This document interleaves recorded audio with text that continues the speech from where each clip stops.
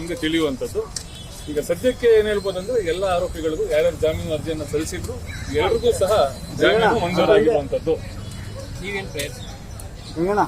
ನಾನು 6ನೇ ಮತ್ತು 7ನೇ ಆರೋಪಿಗಳಿಗೆ ನಾನು ಏನು ವಕಾಲತ್ ವಹಿಸಿ ವಾದವನ್ನ ಮಂಡಿಸಿದ್ದೆ.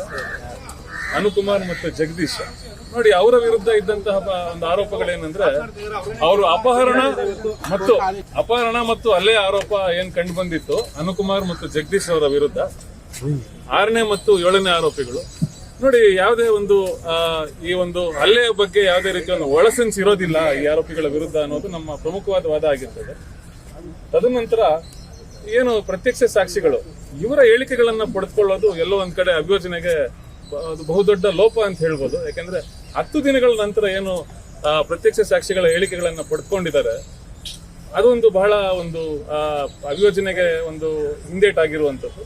ಮತ್ತು ಈ 6ನೇ ಮತ್ತು 7ನೇ ಆರೋಪಿಗಳ ಸಂಬಂಧಗಳಿಗೆ ಸಂಬಂಧಪಟ್ಟಂತೆ ಪ್ರತ್ಯಕ್ಷ ಸಾಕ್ಷಿಗಳು ಎಲ್ಲಿಯೂ ಸಹ ಅವರ ಹೇಳಿಕೆಗಳಲ್ಲಿ ಅವರ ಬಗ್ಗೆ, ಅವರ ಇರುವಿಕೆಯ ಬಗ್ಗೆ ಉಲ್ಲೇಖವನ್ನ ಮಾಡಿರೋದಿಲ್ಲ.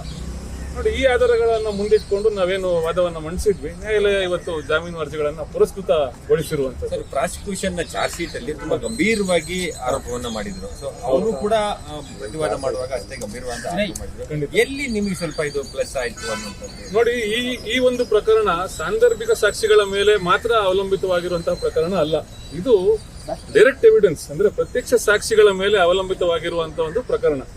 ಹಾಗಾಗಿರೋದ್ರಿಂದ ನೋಡಿ, ಬಹಳಷ್ಟು ದಿನಗಳ ಏನೊಂದು ನಿಧಾನಗತಿಯಲ್ಲಿ ಈ ಪ್ರತ್ಯಕ್ಷ ಸಾಕ್ಷಿಗಳ ಹೇಳಿಕೆಗಳನ್ನ ದಾಖಲಿಸಿಕೊಂಡಿರುವಂತದ್ದು ಅದು ಬಹಳಷ್ಟು ಅನುಮಾನಗಳಿಗೆ ಈಡು ಮಾಡಿಕೊಟ್ಟಿತ್ತು. ಒಂದು. ಎರಡನೇದಾಗಿ ಏನು ರಕ್ತ ಮಿಶ್ರಿತ ಬಟ್ಟೆಗಳನ್ನ ಮತ್ತು ಕೆಲವೊಂದಷ್ಟು ವಸ್ತುಗಳನ್ನ ಏನು ಅಮಾನತು ಪಂಚನಾಮೆ ಅಡಿಯಲ್ಲಿ ಇವರು ವಶಪಡಿಸಿಕೊಂಡಿದ್ರು ಪೊಲೀಸ್ನವರು.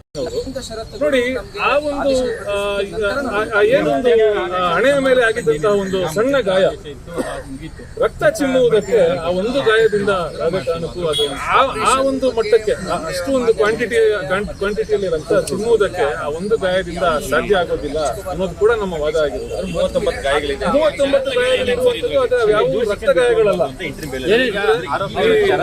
ಸಾಮಾನ್ಯವಾಗಿ ದರ್ಶನ ಏನಾದ್ರು ಮೈಸೂರಿನ ಟ್ರೀಟ್ಮೆಂಟ್ ತೆಗೆದುಕೊಳ್ಬೇಕು ಅನ್ನುವಂತ ಆಸೆಗಳು ನಮಗೇನು ಸಿಕ್ಕಿಲ್ಲ ಸರ್. ಆ ಕಂಡೀಷನ್ ಅಂದ್ರೆ ಆ ಷರತ್ತು ಇದೆಯಲ್ವ ಅನ್ನೋದು ನಮ್ಗೆ ಅರ್ಜಿ ಆದೇಶ ಸಿಕ್ಕಿದ ನಂತರ ಗೊತ್ತಾಗುತ್ತೆ. ಎಲ್ಲ ಆರೋಪಿಗಳನ್ನ ರೇಣುಕಾ ಸ್ವಾಮಿ ಪ್ರಕರಣದಲ್ಲಿ ಮೊನ್ನೆ ಉಚ್ಚ ನ್ಯಾಯಾಲಯ ರೆಗ್ಯುಲರ್ ಬೇಲ್ ಕೊಟ್ಟಿದೆ. ಅಂದ್ರೆ ಇದರಲ್ಲಿ ದರ್ಶನ್ ಅವರನ್ನ ಯಾವ ರೀತಿ ಪ್ರಕರಣದಲ್ಲಿ ಸಿಗಾಕ್ಸಲಾಗಿತ್ತು ಅನ್ನೋದು ನಮ್ದು ವಾದ ಆಗಿದೆ. ಸಿ ವಿ ನಾಗೇಶ್ ಅವರು ಮತ್ತೆ ಸಂದೇಶ್ ಚೌಟ ಮತ್ತೊಬ್ಬರು ಹೀರೋ ವಕೀಲರು ಮತ್ತೆ ಇನ್ನೊಬ್ರು ಹೀರೋ ವಕೀಲರು ಅರುಣ್ ಶರ್ಮ ಅವರು ವಾದ ಮಂಡನೆ ಮಾಡಿದ್ರು. ಆ ಎಲ್ಲಾ ಅಂಶಗಳನ್ನ ಪರಿಗಣನೆ ಮಾಡಿ ಇವತ್ತು ಮೊನ್ನೆ ಉಚ್ಚ ನ್ಯಾಯಾಲಯ ಷರತ್ತುಬದ್ಧ ಜಾಮೀನ ಆರೋಪಿಗಳು ಕೊಟ್ಟಿದೆ. ಹೋಗಬಾರ್ದು ಅನ್ನುವಂತ ಒಂದಷ್ಟು ಷರತ್ತುಗಳನ್ನ ವಿಧಿಸಿದ್ದಾರೆ. ಉಳಿದಂತ ಷರತ್ತುಗಳು ನಮಗೆ ಆದೇಶದ ಪ್ರತಿ ಸಿಕ್ಕಿದ ನಂತರ ನಮ್ಗೆ ಗೊತ್ತಾಗುತ್ತೆ. ಆದೇಶಕ್ಕೆ ಸಂಬಂಧಪಟ್ಟಂಗೆ ಏನಿದೆ ಸರ್? ಈಗ ಮಧ್ಯಂತರ ಆದೇಶ ಇತ್ತು, ಅದು ಮುಗೀತು. ಮುಕ್ತಾಯ ಬಳಿಕ ದರ್ಶನ್ ಅವರು ಆಪರೇಷನ್ ಮಾಡಿಸಿದ್ರೆ ಮಾಡಿಸಿಲ್ಲ, ಅದ್ರ ಬಗ್ಗೆ ಆಪರೇಷನ್ ಬಗ್ಗೆ ನಮಗೆ ಮಾನ್ಯ ಉಚ್ಚ ನ್ಯಾಯಾಲಯ ಮಧ್ಯಂತರ ಜಾಮೀನು ಕೊಡುವಂತ ಸಂದರ್ಭದಲ್ಲಿ ಅದರದ ಮಾಹಿತಿ ಯಾವುದೂ ಸಹ ಮಾಧ್ಯಮಕ್ಕೆ ಹಂಚ್ಕೋಬಾರ್ದು ಅನ್ನೋದು ಒಂದು ಕಂಡೀಷನ್ ಇವತ್ತಿಗೂ ಇದೆ. ಆದ್ರಿಂದ ಆ ಮಾಹಿತಿನ ತಮಗೆ ನಾನು ಹಂಚ್ಕೊಳ್ಳೋಕೆ ಜೂರ್ ಶಿಕ್ಷಣ ಬಿಟ್ಟು ಹೋಗಬಾರ್ದು ಅಂತ ಇಂಟ್ರಿಮ್ ಬೇಲ್ ಅಲ್ಲಿ ಹೇಳಿದ್ರು. ಅಂದ್ರೆ ಈಗಲೂ ಕೂಡ ಹೋಗಂಗಿಲ್ವಾ? ಸಾಮಾನ್ಯವಾಗಿ ದರ್ಶನ ಏನಾದ್ರು ಮೈಸೂರಿನ ಟ್ರೀಟ್ಮೆಂಟ್ ತೆಗೆದುಕೊಳ್ಬೇಕು ಅನ್ನೋಂತ ಆಸೆಗಳು ಅದು ಆದೇಶ ನಮಗೇನು ಸಿಕ್ಕಿಲ್ಲ ಸರ್. ಆ ಕಂಡೀಷನ್ ಅಂದ್ರೆ ಆ ಷರತ್ತು ಇದೆಯಲ್ವ ಅನ್ನೋದು ನಮ್ಗೆ ಅರ್ಜಿ ಆದೇಶದ ಪ್ರತಿ ಸಿಕ್ಕಿದ ನಂತರ ಗೊತ್ತಾಗುತ್ತೆ. ಎಲ್ಲ ಆರೋಪಿಗಳನ್ನ ರೇಣುಕಾ ಸ್ವಾಮಿ ಪ್ರಕರಣದಲ್ಲಿ ಮೊನ್ನೆ ಉಚ್ಚ ನ್ಯಾಯಾಲಯ ರೆಗ್ಯುಲರ್ ಬೇಲ್ ಕೊಟ್ಟಿದೆ. ಅಂದ್ರೆ ಇದರಲ್ಲಿ ದರ್ಶನ್ ಅವರನ್ನ ಯಾವ ರೀತಿ ಪ್ರಕರಣದಲ್ಲಿ ಸಿಗಾಕ್ಸಲಾಗಿತ್ತು ಅನ್ನೋದು ನಮ್ದು ವಾದ ಆಗಿದೆ. ಸಿ ವಿ ನಾಗೇಶ್ ಅವರು ಮತ್ತೆ ಸಂದೇಶ್ ಚೌಟ ಮತ್ತೊಬ್ಬರು ಹೀರೋ ವಕೀಲರು ಮತ್ತೆ ಇನ್ನೊಬ್ರು ಹೀರೋ ವಕೀಲರು ಅರುಣ್ ಶರ್ಮ ಅವರು ವಾದ ಮಂಡನೆ ಮಾಡಿದ್ರು. ಆ ಎಲ್ಲಾ ಅಂಶಗಳನ್ನ ಪರಿಗಣನೆ ಮಾಡಿ ಇವತ್ತು ಮೊನ್ನೆ ಉಚ್ಚ ನ್ಯಾಯಾಲಯ ಷರತ್ತುಬದ್ಧ ಜಾಮೀನ ಆರೋಪಿಗಳು ಕೊಟ್ಟಿದೆ. ಹೋಗಬಾರ್ದು ಅನ್ನುವಂತ ಒಂದಷ್ಟು ಷರತ್ತುಗಳನ್ನ ವಿಧಿಸಿದ್ದಾರೆ. ಉಳಿದಂತ ಷರತ್ತುಗಳು ನಮಗೆ ಆದೇಶದ ಪ್ರತಿ ಸಿಕ್ಕಿದ ನಂತರ ನಮ್ಗೆ ಗೊತ್ತಾಗುತ್ತೆ. ಆದೇಶಕ್ಕೆ ಸಂಬಂಧಪಟ್ಟಂಗೆ ಏನಿದೆ ಸರ್? ಈಗ ಮಧ್ಯಂತರ ಆದೇಶ ಇತ್ತು, ಅದು ಮುಗೀತು. ಮುಕ್ತಾಯ ಬಳಿಕ ದರ್ಶನ್ ಅವರು ಆಪರೇಷನ್ ಮಾಡಿಸಿದ್ರೆ ಮಾಡಿಸಿಲ್ಲ, ಅದ್ರ ಬಗ್ಗೆ ಆಪರೇಷನ್ ಬಗ್ಗೆ ನಮಗೆ ಮಾನ್ಯ ಉಚ್ಚ ನ್ಯಾಯಾಲಯ ಮಧ್ಯಂತರ ಜಾಮೀನು ಕೊಡುವಂತ ಸಂದರ್ಭದಲ್ಲಿ ಅದರದ ಮಾಹಿತಿ ಯಾವುದೂ ಸಹ ಮಾಧ್ಯಮಕ್ಕೆ ಹಂಚ್ಕೋಬಾರ್ದು ಅನ್ನೋದು ಒಂದು ಕಂಡೀಷನ್ ಇವತ್ತಿಗೂ ಇದೆ. ಆದ್ರಿಂದ ಆ ಮಾಹಿತಿನ ತಮಗೆ ನಾನು ಹಂಚ್ಕೊಳ್ಳೋಕೆ ಜೂರ್ ಶಿಕ್ಷಣ ಬಿಟ್ಟು ಹೋಗಬಾರ್ದು ಅಂತ ಇಂಟ್ರಿಮ್ ಬೇಲ್ ಅಲ್ಲಿ ಹೇಳಿದ್ರು. ಅಂದ್ರೆ ಈಗಲೂ ಒಂದ್ ಮಾತಾಡ್ಬಿಡಿ ಮೇಡಮ್, ಮಾತಾಡ್ಬಿಡಿ, ಕ್ಲಿಯರ್ ಮಾತಾಡ್ಬಿಡಿ.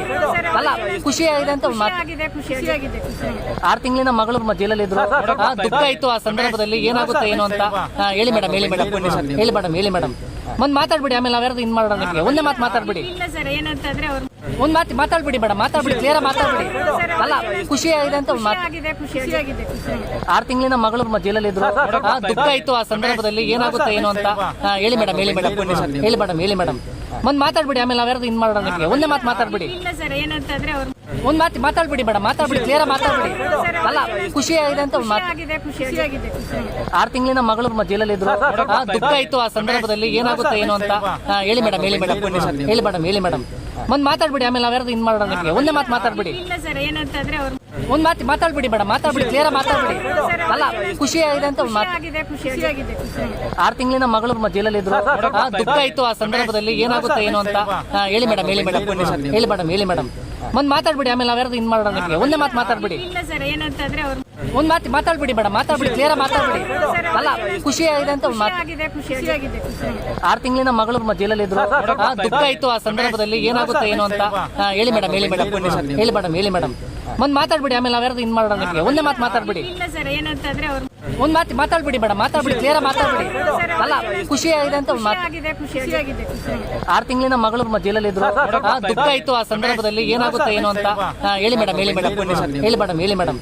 ಒಂದ್ ಮಾತಾಡ್ಬಿಡಿ, ಆಮೇಲೆ ನಾವ್ಯಾರು ಇನ್ ಮಾಡೋಣ ನಿಮಗೆ. ಒಂದೇ ಮಾತು ಮಾತಾಡ್ಬಿಡಿ. ಇಲ್ಲ ಸರ್, ಏನಂತಂದ್ರೆ ಅವ್ರು ಒಂದ್ ಮಾತು ಮಾತಾಡ್ಬಿಡಿ ಬೇಡ, ಮಾತಾಡ್ಬಿಡಿ, ಕ್ಲಿಯರ್ ಮಾತಾಡ್ಬಿಡಿ. ಅಲ್ಲ, ಖುಷಿ ಆಗಿದೆ ಅಂತ ಒಂದ್ ಮಾತು.